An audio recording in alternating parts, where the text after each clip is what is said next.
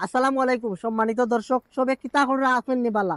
আমরা সিলেটবাসী পালা না আপনারা দেখতে পারা বর্তমানে আমি সিলেট সুরমা নদীর তীরে তাকিয়া কিং ব্রিজ সংলগ্ন এলাকা থেকে আপনারা দেখানোর চেষ্টা করা বর্তমানে সিলেট দেখতে পারা বাড়ি বৃষ্টি সিলেট সহ দেশের বিভিন্ন প্রান্ত বাড়ি বৃষ্টি হয়। আর এই বাড়ি বৃষ্টির কারণে সিলেটের বিভিন্ন জায়গায় দেখা দিচ্ছে জলাবদ্ধতা। সিলেটের সুরমা নদীর বাড়া আরম্ভ করেছে পানি বর্তমানে ক্রমশই পানি বৃদ্ধি পার আপনারা আমি যদি দেখানোর চেষ্টা করি ক্রমশই পানি বৃদ্ধি পার আর পানি বৃদ্ধি হওয়ার ফলে সিলেটের জনগণের জনমন ভয় বৃদ্ধি দেখা দিচ্ছে। অনেকেই ভয় পাইরা যে আবারও সিলেটের 2022-এর বন্যার মতো বন্যা দেখা দেয়। তো আমরা আশা করি আল্লাহ আমরা সবাই হেফাজত করুক, সিলেটবাসীর হেফাজত করুক, সিলেটও যাতে 2022-এর বন্যার মতো বন্যা না হয়।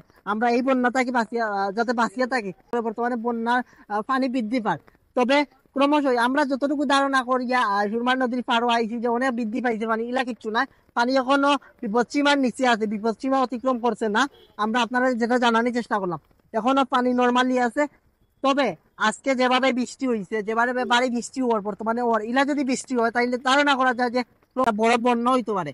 আর আবহাওয়া অধিদপ্তর থেকে আমরা যেটা জানতাম পারলাম যে সিলেট আরো 3 থেকে 4 দিন টানা বৃষ্টি হইব দেশ। আর এই টানা বৃষ্টির ফলে যদি এলাকার টানা বৃষ্টি দেখা যায় তাইলে বন্যা হওয়ার আশঙ্কা রয়েছে। তো সব সতর্ক থাকবা, সতর্ক অবস্থান করবা। যারা নিম্নাঞ্চলে আছেন আপনারা একটু সতর্কতা থাকবা, বা যারা সিলেটের বিভিন্ন বাসা বাড়িতে আছেন বাসা বাড়িতে একটু সতর্ক থাকবা। এখন অনেক জলাবদ্ধতা দেখা যায়, আপনারা আমি দেখার চেষ্টা করছি উপশহর চৌহাট্টা সব বিভিন্ন এলাকার মেইন রাস্তাগুলো জলাবদ্ধতা দেখা দেয় এবং মানুষের বাসা বাড়ি পানি ঢুকে। তো সব সতর্ক থাকবা এই আশা করিয়া আমি ভিডিওটাই বিদায় নিলাম। দেখা হইব অন্য কোনো ভিডিও অন্য কোনো সময়। সব ভালো থাকবা। আসসালামু আলাইকুম।